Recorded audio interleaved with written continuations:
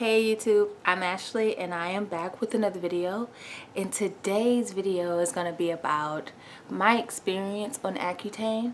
Now I must say that I am the only black person that I know that ever took accutane, that knows anything about accutane, but I really did suffer from acne. Like seriously, it was so bad. I suffered from adult acne. I had very bad cystic acne.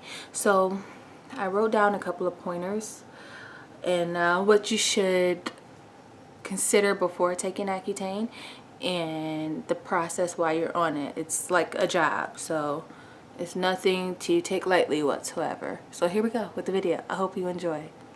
So my first pointer is take at your own risk. Okay, so this goes with any medicine, but with accutane, you definitely have to think about it and take into consideration what you're risking just for clear skin. Sorry about that, I had to switch up the lighting a little bit, but anywho, where was I? So taking at your own risk. So like I was saying, this goes with any medicine, and when you're taking medicine, you have to remember that there are side effects. And so you have to ask yourself, is this medicine that I'm going to take just to remedy this one thing worth the side effects that I may endure while taking it? So with me, I had very bad cystic acne, and I made the decision to take it because my acne was so bad that I was running the risk of having permanent scarring due to the acne. So I decided that it was worth the risk, which are the warnings that you will receive upon taking the medicine. The warnings that you receive to let you know what may or may not happen while you are on this drug. Follow the dietary restrictions. So when you're on accutane, it's a high dosage of retin A, and it's very it adds a lot of stress onto your liver. So there are dietary restrictions. One that they really stress is not to drink or consume as much alcohol. So maybe a beer or maybe a glass of wine weekly. I don't know if they said nightly, but weekly. But because I care about my body so much, and I did not want to run the risk of having liver damage, because once you damage your liver, then you damage your liver forever. There's no way, you can't get a new liver, or I don't know if you can, but that's just something that I did not want to play Russian roulette with.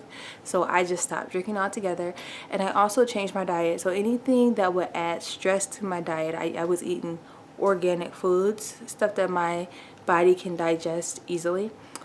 But I cut out a lot of fried foods, a lot of unnatural foods, and definitely alcohol while on this.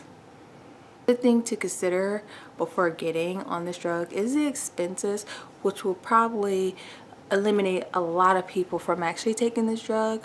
So you have to see your doctor twice a month, so every 2 weeks. You have to pay for the drug itself.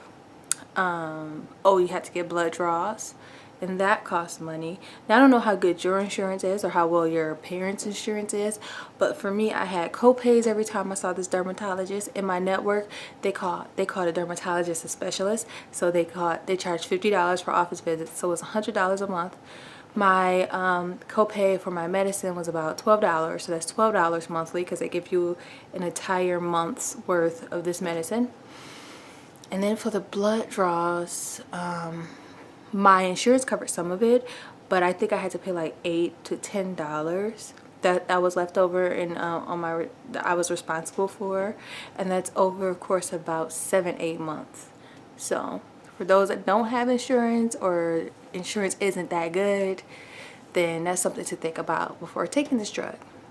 And doctor's appointments. So like I said, it is a job. If you cannot commit to going to these doctor's appointments, which is twice a month, then don't even consider taking it, because if you miss a doctor's appointment, then you miss a round of treatment for that month. And you have to, everything is a schedule, everything has a deadline. If you miss it, then you miss your round of medication for that month, and you run the risk of your acne coming back. Now let's talk about the routine. So you go to your doctor. Now, again, your appointment is twice every week. So this is how my appointments looked. I would go to my doctor and I would take the pregnancy test. They would ask me their round of questions, which were generic questions that they ask everybody weekly. Like if there's nothing serious going on with you, they just ask you how your mood is. They ask you if you see any difference with the medicine. They ask how you're doing, how your body feels with the medicine. So they ask these questions just to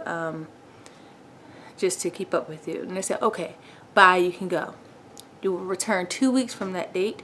Then you would take, oh no, did I say I took the pregnancy test? Yeah, so I would take the pregnancy test that week, and then the following 2 weeks I should have my results in from my blood draw, because I had to go to the hospital to get that done. They don't do it at the actual dermatologist's office, so I had to find time in my schedule to make it to the hospital where they can send the results to the dermatologist. And I had to do that. You had like 7 days to get that done because it took a while to get the results over. So so with this visit, with the second visit that I would, go to, this was the visit where I was getting more medicine.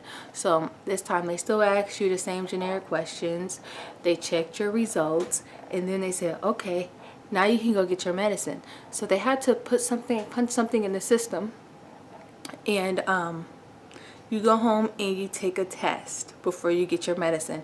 Now I have to go back and say, you're going to get a booklet, and this is where it tells you all the warning signs and symptoms that this medicine could happen to you while you're on this medicine. And in that booklet you have a card with a number, and that's your registration number. This number follows you for the rest of your life, almost like your social security number. So if in fact you do have to go back on the drug, you need to have this card. So you register online. It's like a government website, and you take a test. You have about 7 days or maybe 4 days or something ridiculous to take the test. If you don't take the test within that window, you miss your shot at getting your drugs that month. It actually has a countdown online, I think. It tells you, yeah, because the doctor has to punch in when you saw the dermatologist, and then from then it's a countdown, and then, this is how much time you have. If you miss this window, you miss your treatment. So it's a lot. It's a lot. I think the pharmacists even have to call to make sure you did your test. Like, it's a lot. Like, the pharmacist knew my name because they hated this. And not all pharmacists issue this drug because it's a lot of work. So hopefully one in your area does. So as you go, they'll slowly increase your dosage, and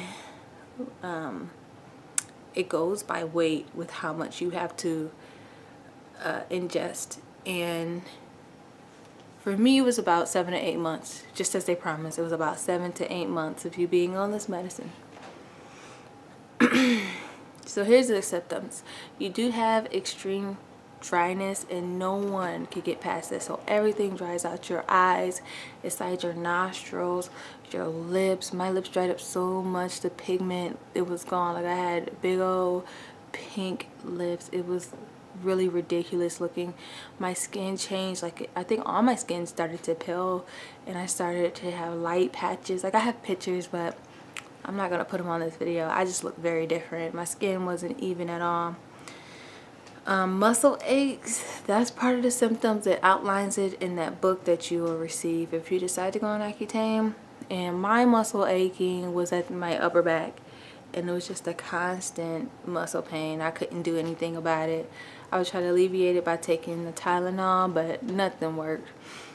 And joint pain, I did experience joint pain, like in my knees, and it happened right away. They upped my dosage to, let's say, like an 80 milligram or something a day, and I right away noticed like my knees were hurting so bad, like walking up and down the stairs and everything hurt. So when I started to experience that, they took me off of that high dosage.